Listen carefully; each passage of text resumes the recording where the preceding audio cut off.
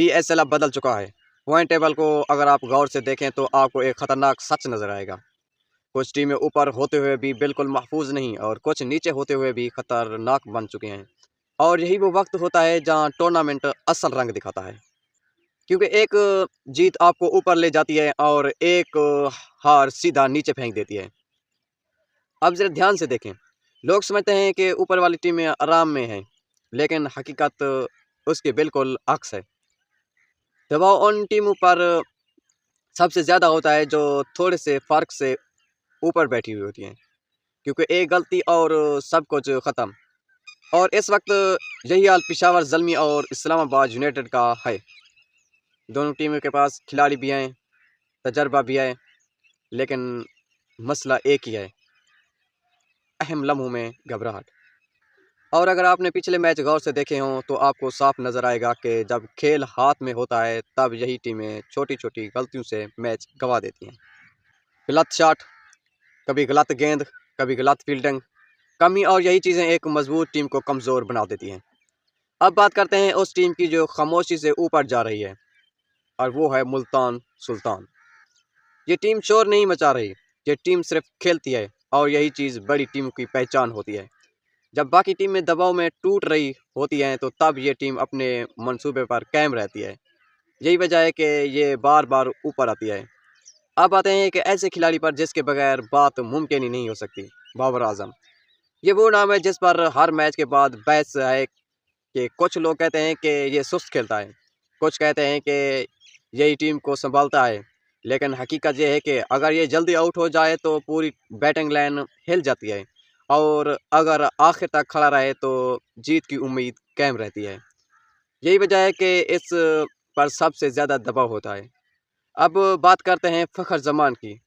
एक तरफ ये खिलाड़ी है जो चंद गेंदों में मैच का नक्शा बदल सकता है, लेकिन दूसरी तरफ उस पर बॉल टैपरिंग का इल्ज़ाम भी लग चुका है, और यही वो चीज़ है जिसने शौकीन को दो हिस्सों में तकसीम कर दिया है।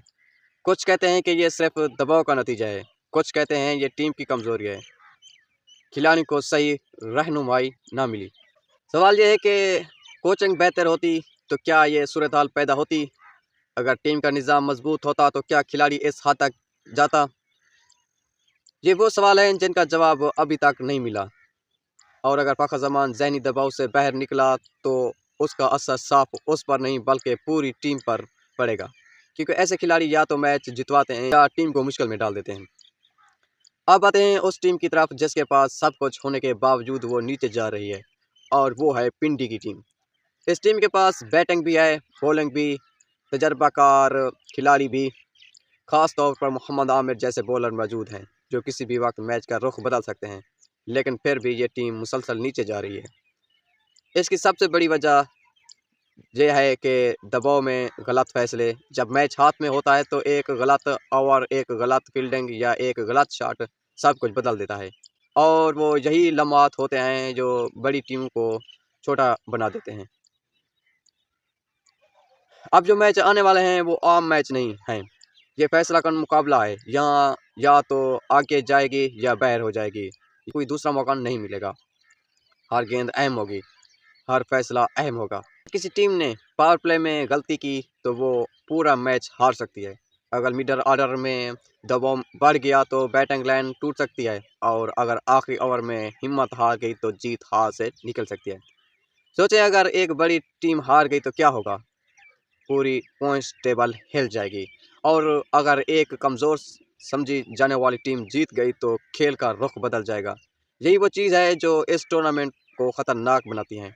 और याद रखें, यहाँ हमेशा बड़े नाम नहीं जीते, यहाँ नए हीरो पैदा होते हैं। हर मैच में कोई ना कोई नया खिलाड़ी सामने आता है जो सबको हैरान कर देता है, और यही असल हुस्न है खेल का। अब वक्त आ गया है कि हर टीम अपनी ताकत दिखाए, क्योंकि अब गलती की कोई गुंजाइश नहीं रही। ये वो मरला है जहाँ या तो आप तारीख बनाते हैं या तारीख से बाहर हो जाते हैं। तो आप देखना ये है कि कौन दबाव को बर्दाश्त करता है और कौन टूट जाता है, क्योंकि ये सिर्फ क्रिकेट नहीं, ये जंग है। इस वीडियो में इतना ही। वीडियो अच्छी लगे तो लाइक और शेयर करें, चैनल को सब्सक्राइब करें। मिलते हैं किसी एक और नई वीडियो के साथ, तब तक के लिए अल्लाह हाफिज़।